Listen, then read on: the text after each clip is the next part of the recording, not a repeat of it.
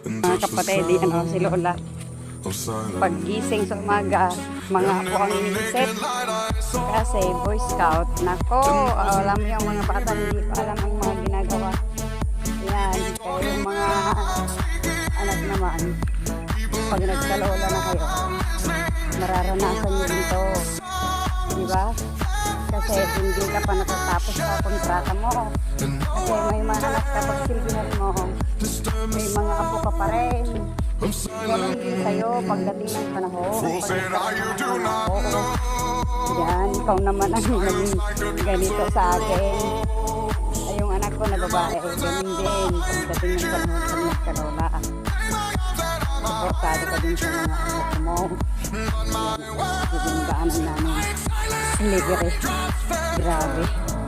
Ayan ang makikita mo na daan. Pero walang asinso.